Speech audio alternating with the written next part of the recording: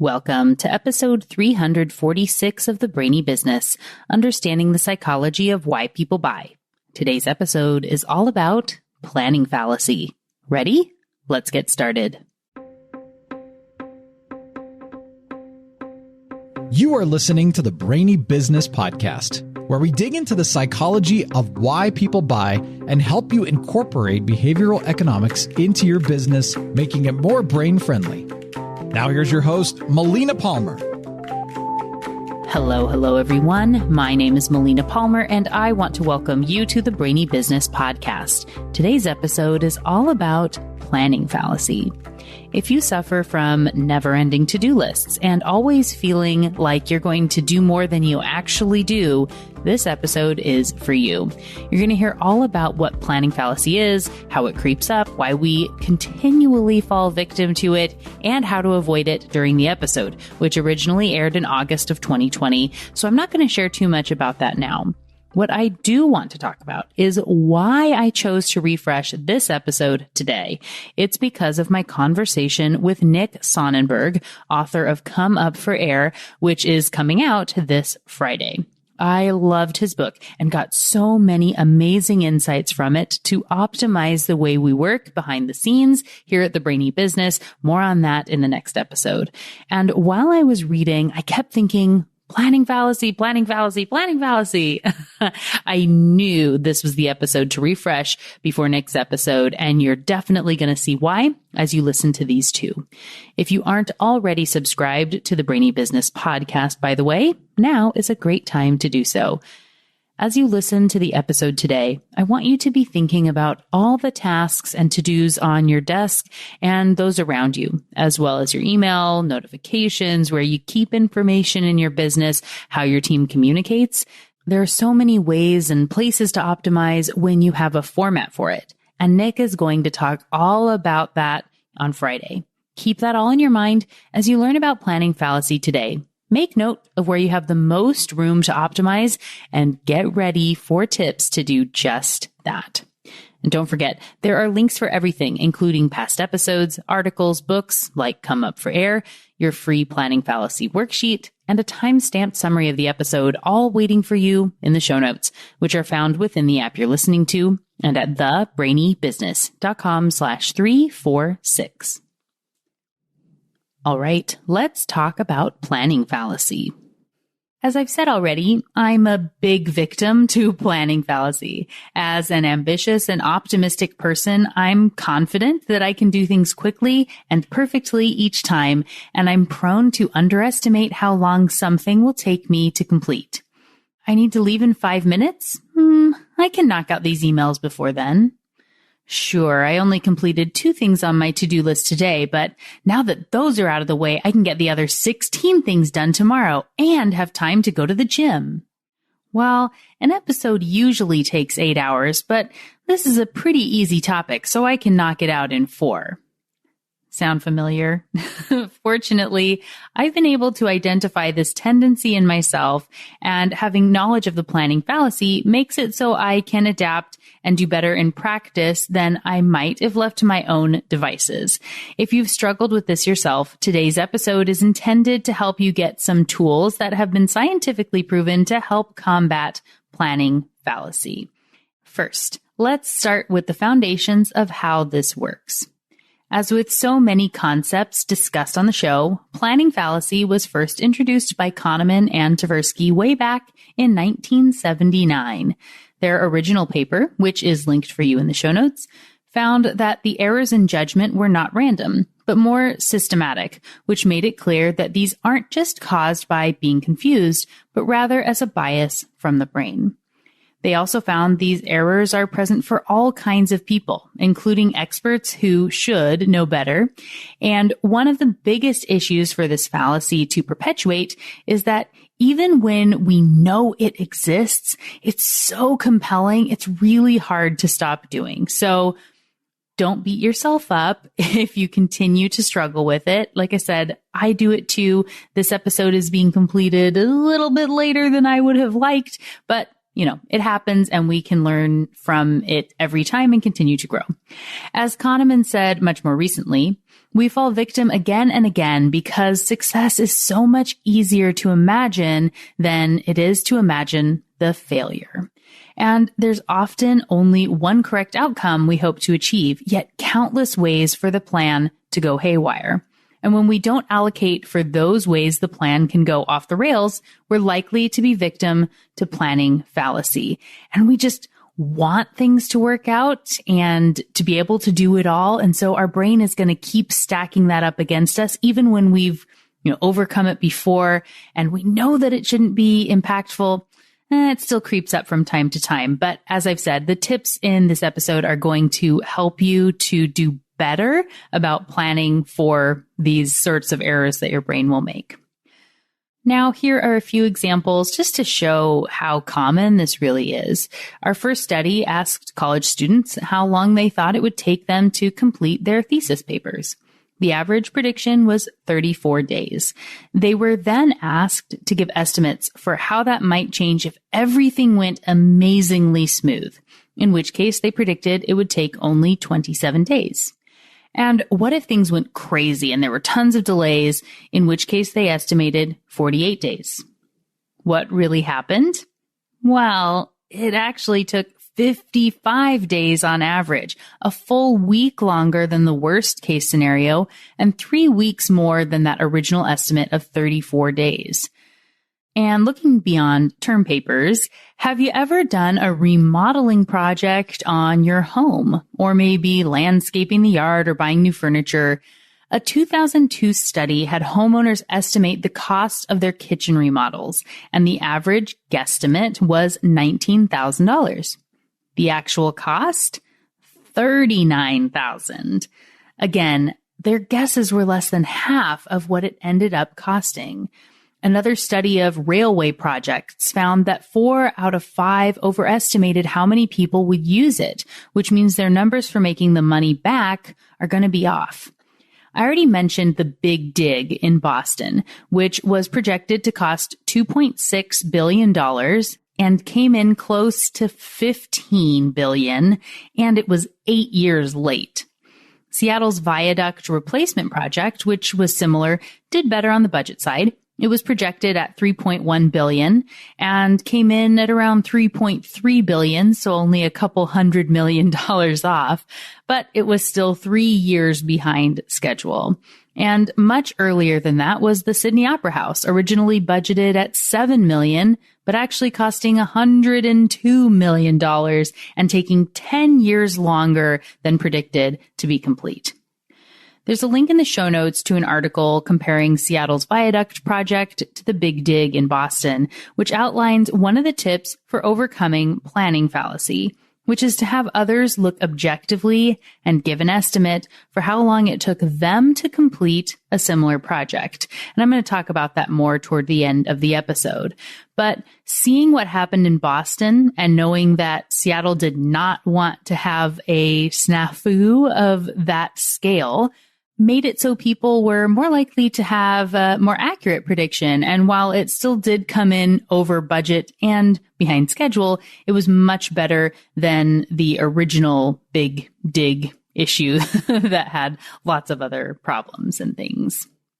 It is important to know that planning fallacy is more than mere procrastination. It isn't about setting better deadlines, and it's something that everyone does. Our brains are programmed to continue to do this even when we set up plans, when we're familiar with the task, when we have motivations or incentives to finish on time, or if we have planned with a team. All those things we believe should help us to avoid the planning fallacy have often been shown to make it worse. And as you heard earlier in the episode, having deadlines doesn't necessarily help either, because people are expecting everything's going to go smoother than they will, and they aren't planning to fail. I mean, how many of us plan for things to go wrong and to be bad and expecting to fail? But if you don't, you're actually setting yourself up to miss your deadlines and come in, over budget and over time. There are several biases and brain tricks working against you and contributing to planning fallacy, like fundamental attribution error, time discounting, the focusing illusion, and bike shedding, all of which have full episodes that are linked for you in the show notes at thebrainybusiness.com/114. Let's dig into those concepts, starting with the focusing illusion and fundamental attribution error. You may remember from those episodes, but as a little refresher, or for those of you who haven't listened to them yet, the focusing illusion shows us that as you look at or consider something, it feels like it's more important than it really is. So if you're focusing on how long it's going to take and really digging in and thinking about what's going on, you're just going to allocate different amounts of time and only look at the things that you're considering and not necessarily those that don't come easily to mind. Fundamental attribution error is about when you attribute external or internal motivation onto a situation incorrectly. The example there being if someone cuts you off in traffic and you assume they're a bad person and put this whole negative about their entire personality. But when you cut someone off in traffic, you have the whole story of why you needed to do it in that moment. Like maybe you were running late for a meeting, or you know that you're a good person and that you don't usually do that, but it was really important right now. Speaking of which, if you do show up late to the meeting, you have that same internal dialogue and story where you understand what happened. You had back-to-backs and needed to eat something, whatever it is. But when someone else is late, it's because they're lazy. One of the theories of why we fall victim to planning fallacy is from a similar issue with the internal and external factors at play. Let's say you're a graphic designer and you've made lots of logos before. You know that for the last 10 projects, it's taken you about 5 hours to get a first draft of a logo. But when you start to budget your time for the logo now, you feel like it's only going to take you 4 hours. Why? You have that optimism bias saying you've learned from your past projects, and this is really similar to the one that you did for XYZ company, so you can capitalize on some of that pre-work or whatever it is. So that internal dialogue and story of your own skill is really played up. You expect that you're going to be more efficient than you have been so far. And this is also related to time discounting and pre-committing your future self, who is awesomely more capable and focused than current you. So when predicting how much time you're going to need, you're looking at what you expect, which is only intrinsic, that inside stuff, and likely to be downplayed. Your brain likes to think it's constantly getting better. So it feels good to predict that you're going to be faster than before while creating a superior product, of course. And this combines with the issue of the external pieces. We tend to ignore all those little things that will inevitably come up. Calls, time between meetings, a colleague stopping by to ask a question, a pop-up on the site when you're looking for something online. Your brain basically assumes none of those things matter enough and they won't be a factor. Each little thing by itself isn't that big of a deal. 5 minutes here, 3 minutes there, 10 minutes over there. But those can add up really quickly. When you don't plan for those external pieces and factor them into your time budget, you're falling victim to planning fallacy. One thing that's proven to be helpful in this case is to have people determine their timing as if a coworker was taking on the project. If you were to think about the project as if your coworker was doing it, you have less of that intrinsic stuff and you can see the external pieces a little more clearly, especially if you choose a coworker who you think is slower than you. This is why at the advertising agency, we would always add in a 10% contingency for any budget. There are all sorts of random things that are going to happen, and it's better to pad the proposal than to come back and say the client needs to pay more money to get what you promised them. That's never a good situation. I still do this now when thinking about projects. If my gut instinct is to say, I bet I can do that in only 25 hours. It's probably best to plan for 30.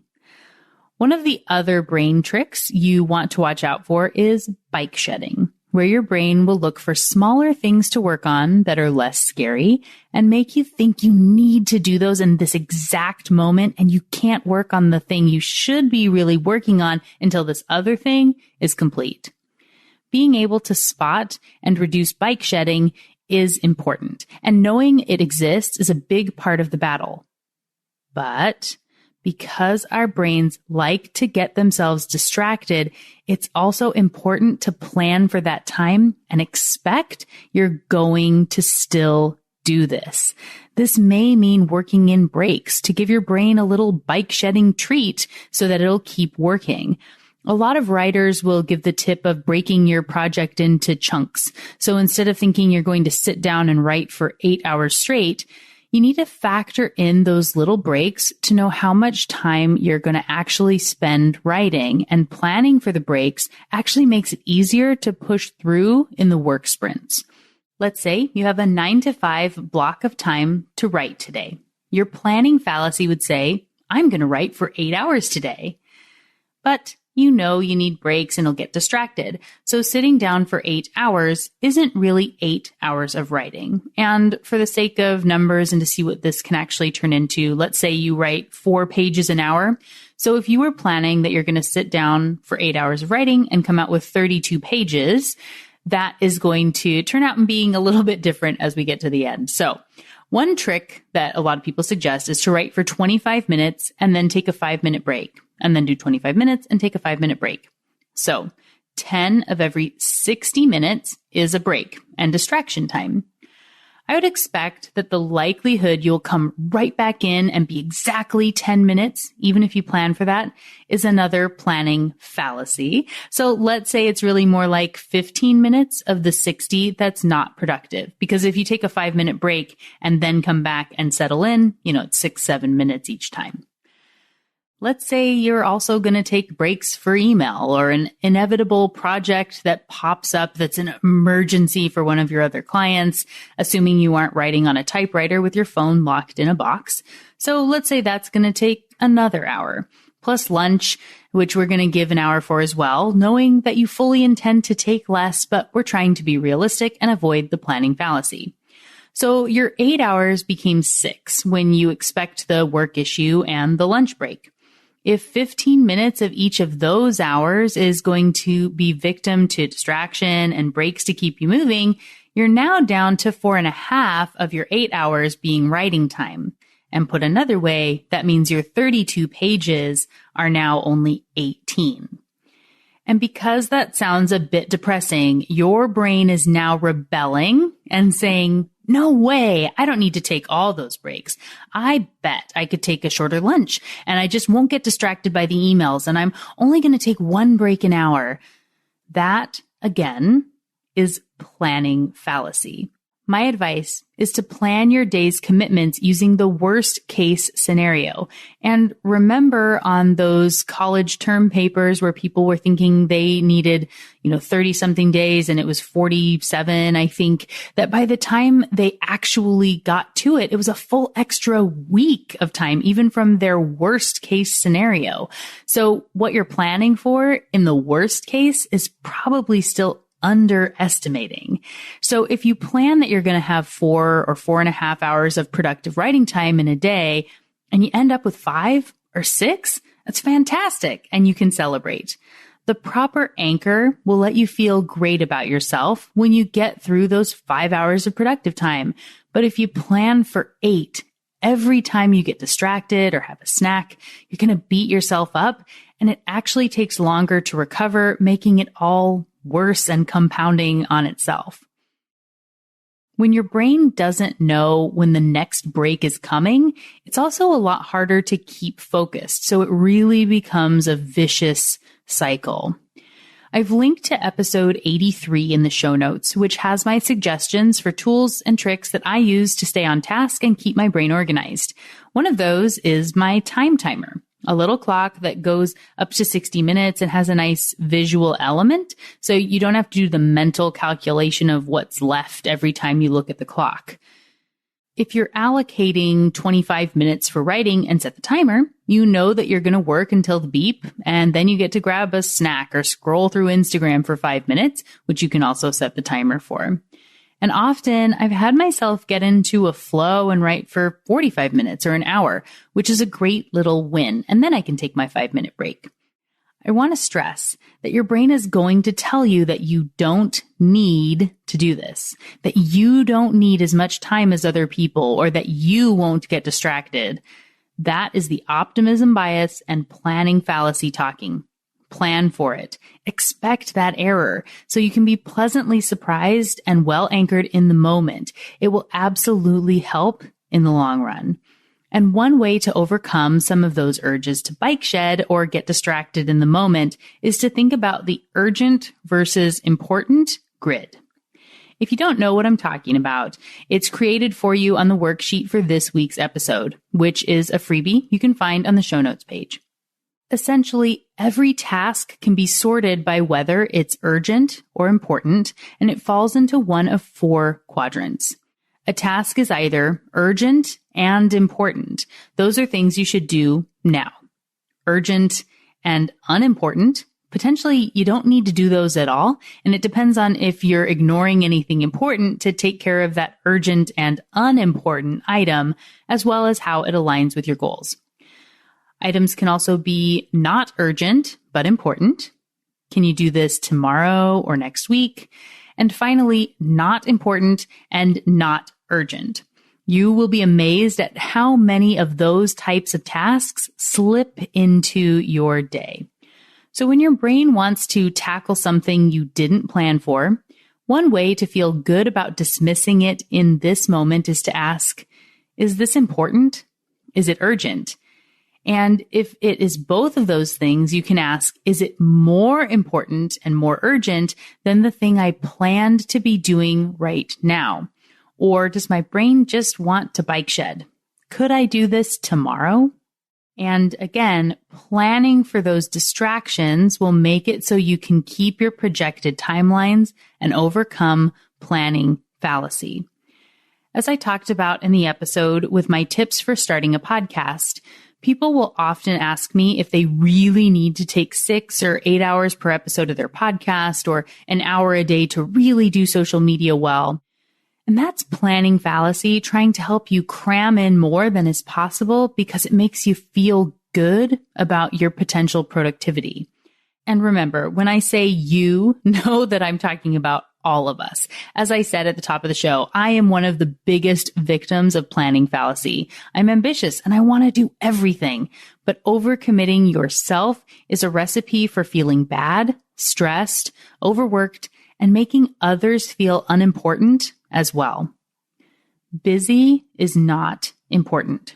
Stressed is not productive. Overcommitted does not equal successful. This pandemic has made me very reflective of time with family and focusing on my goals. If you're like me and have less dedicated time to work and what feels like more stuff to be doing, it could be easy to get stressed and like you need to multitask to be successful. So you plan to do 10 things when you know you're only going to do 2 because saying you'll do them makes your brain feel good, but it perpetuates a stressful problem and keeps you stuck. I've realized during this time that I would rather spend 15 focused minutes with the kids playing whatever game they want with my phone in the other room and an alarm set so I don't miss whatever meeting is coming up next than I would to be distracted and checking email while sort of playing with them for an hour and not doing either thing well. I would rather plan an appropriate amount of time to really be present on LinkedIn and show up for the people that are there, answering messages and commenting on posts, than trying to be on all the channels at once, leaving cursory thumbs ups that no one is ever going to notice or really care that much about. Narrowing your goals and priorities to what matters and being present when you're doing those things has helped me to tackle the planning fallacy, and I think it can for you too. When I feel tempted to send one more email before jumping on the Zoom call because I have 2 minutes, I realize that is a recipe for me to not do either particularly well and the email is going to be there in 30 minutes when I get off the phone. And doesn't that person I'm responding to deserve a nice email where they can tell that I took time and I fully answer the question, and maybe it still only takes me 5 minutes, but I'm not having to be so super stressed and I've planned for how much time it's going to take. And now that I've told you a little bit about how this impacts you on a personal level, I want to touch on how this comes up when you're in a group. You may be tempted to think that if looking at external factors can make it so you're less likely to be a victim of planning fallacy, having a group would help everyone catch each other in their bad planning and that you'd be less likely to do this. Sorry to tell you, but groups are often worse at predicting how long things are going to take or how much something is going to cost. Remember, that's part of planning fallacy too. It's more than just time. When the group gets together, I guess everyone is trying to look good in front of their peers, so they undershoot and bid low to seem better than they are, and expecting that they're going to hit those plans since they've committed themselves publicly and it really matters, but it just doesn't happen. One way to get around this for groups is to have each person or department do their forecast on their own and then have someone else add them all up behind the scenes instead of having a big group discussion. If the person adding things up is unbiased, they can add in those contingencies and make sure the predicted hours are realistic. This is why a lot of companies have a separate project management department that can track and budget hours and money for projects while being hopefully less likely to be victim to planning fallacy. But this is not a fail-safe and is a spot where a lot of companies are going to struggle and think that they're not going to be victim to this planning fallacy. But those people that are running the projects have their own optimism bias and planning fallacy tendencies as well, plus other deadlines and stressors that may make them look for ways to push this up by 2 days so that other project can hit its deadline without properly planning for the consequences. And the plan is only as good as the tracking that goes into it. I've had to track hours in multiple roles, and I know a lot of people that do this. Whether you have billable hours or are just trying to know how long things take, we often don't keep a good count. If you're multitasking, you may be inclined to go back and adjust the numbers or say, I checked my email and it took an extra 5 minutes or so I won't count that 15 minutes on my time card. That means the numbers adding up how long the project took are understated because you didn't track that time on the project that isn't necessarily billable.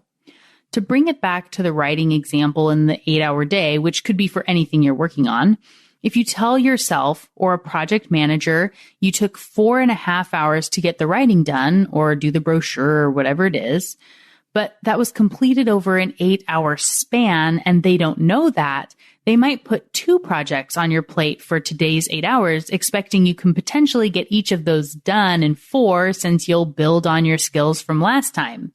You see the compounding problem we have here? If you don't include the external stuff in the calculation, there's no tracking system or project management tool that can overcome planning fallacy. You're gonna underestimate the time and scope of what's needed and then underestimate how much it will cost or expect there's a lot of value in what's being done to justify it being important enough to focus on now. Looking back at the transit system example, where 4 out of 5 expected more people would use the system than actually do.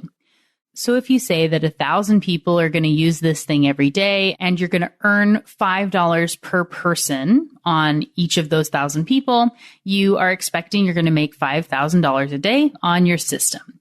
And it's going to cost $1 million to implement. And that means you're estimating it's only going to take 200 days to make your money back and start having a profit. Hooray! But you overestimated and only 750 people use it every day, meaning you only make $37.50 in profit. And your $1 million expense is off because you didn't allocate for possible errors and breaks that should have been included and scope creep. So it actually cost $1.5 million. So it'll really take 400 days to break even, double what you originally planned for. It can all work together against you and snowball very quickly, which is why it's important to track properly, to allocate and properly plan for those breaks. And in addition to keeping track of how long the last project or all those past projects actually took, you should also know how long you thought they were going to take, so you can keep that into account when you're planning for the next one. So if you constantly plan by 25% less, you can pad your new prediction by 25% to make it more likely to be on target for what you're actually gonna do. And another tip that studies have shown can help people overcome planning fallacy is to intentionally think about setbacks.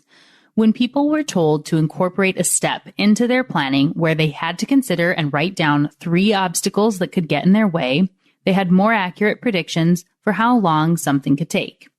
If I'm planning to have a writing day tomorrow and have my 8 hours, I might say, well, my mom usually calls on Thursdays, so I should account for 30 minutes catching up with her. Another thing that could happen is the client problem, like I talked about in the example earlier, and I've slotted an hour for that. And maybe I expect I could get a headache that's going to make me want to take a break and shut my eyes, or the kids are going to need help with something, or we need to order groceries. Whatever you come up with isn't as important as going through the exercise. Intentionally thinking about and writing down what could happen will make it more memorable and salient for your brain, which means you're more likely to account for it in the plan and have enough time. Another thing you can do, and one of my favorites, is to go through a process called unpacking. And I've included this in the process I call the 90-day sprint, which I do with clients and regularly with the members of the Be Thoughtful Revolution to help them achieve goals. And this is also a tactic I use for myself and accomplishing my own projects. When planning for how long something will take, we often look at the full elephant instead of all its components. When you don't break a project into small enough subtasks, you're going to underestimate how long things are going to take. And then you've got that scope creep issue. There's just a lot working against you. Let's say you have a goal of launching a podcast in 90 days. When you aren't familiar with the process, you may have your tasks be create episode, branding, launch plan, and promote. When you look at them like that and haven't experienced the process, it's easy to say that creating an episode will take 2 hours and the launch plan is only going to take me 1 hour and I can create my promotional materials in 2 hours.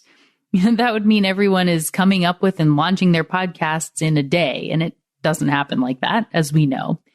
If you break those categories down into their smallest possible subcomponents, you can see how many there are and budget time for each of them. Let's take create episode as an example. Your subtasks are things like brainstorm topics, choose best first topic, write the initial outline, research the topic, complete the outline, maybe research guests, send customized emails to 5 potential guests. And please do not use obviously generic pitch templates to save time. They're just asking to get deleted, and it really is just a waste of time. Next task might be follow up with potential guests, confirm time with guests, send them materials, record, edit, send thank you email, get imagery and bio, write show notes, edit and approve show notes, review and approve audio, create social images. I'm not even done here, but you get the idea, so I'm going to go ahead and stop. When you look at it like this, do you think it's a 2-hour project? Can you see why every episode takes me 8 hours to complete? Some might be less, and that's great, but I need to plan for the time in my calendar, and you should too. Unpacking the project into those minutia tasks will allow you to more properly see the full scope and allocate enough time to get it all done without all the stress. Unpacking was shown to help with people getting ready for dates, prepping food, formatting documents, and more.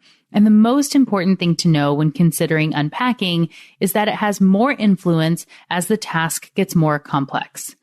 Simple tasks don't benefit as much from unpacking as launch a podcast or create an episode would. There are a lot of moving parts and pieces in each of those to consider. And if you underestimate by a few minutes on every single one, you're planning for lots of late nights and weekends and the stress that goes with them. Remember not to get down on yourself about planning fallacy. It's a natural human tendency that spans across gender, culture, and personality type. We are all programmed to think this way, but knowing how your brain may try to trick you and using the tips in this episode can help you be less likely to succumb to it in the future, which can make you happier, less stressed, and living up to your commitments more often. Sounds great to me. So what got your brain buzzing as you learned about planning fallacy today? For me, I think it's pretty darn clear that I love everything about this concept. Knowing how we make errors with overcommitting and thinking we can get more done than we really can, and that things are going to take less time than they usually do. Trust me when I tell you this is something I suffer from constantly. Yes, unfortunately, even after doing an episode on it and talking about it all the time, this is something that is innate in us, so it will still come up. But knowing it exists and when to stop yourself or have a trusted friend or colleague who can help keep you in check is so important in not continually overcommitting yourself and working into the wee hours of the night or over every weekend. I have a whole chapter really centered around this concept in my second book, What Your Employees Need and Can't Tell You, which is linked for you in the show notes. And I can't wait for you to learn from Nick Sonnenberg in his episode as he discusses insights from his book, Come Up for Air. As I said, this one really changed the way I think and allowed a lot of little things I've been working on and thinking about for a long time in my own business to really click into place in a way that's paying big dividends. Optimized email, communications, storage, and retrieval of information, workflows, it's all coming. And trust me, you don't want to miss this one. So if you aren't already subscribed to the Brainy Business podcast, take a moment to do so now. And to make it easy, there's a link in the show notes, along with links to related past episodes, books, a time-stamped summary of the episode, your free planning fallacy worksheet, and more. It's all waiting for you in the app you're listening to and at thebrainybusiness.com/346. And just like that, episode 346 on planning fallacy is done. Join me Friday for a brand new episode with Nick Sonnenberg to discuss his book, Come Up for Air. It's going to be a lot of fun. You don't want to miss it. Until then, thanks again for listening and learning with me. And remember to be thoughtful. Thank you for listening to the Brainy Business Podcast. Melina offers virtual strategy sessions, workshops, and other services to help businesses be more brain-friendly. For more free resources, visit thebrainybusiness.com.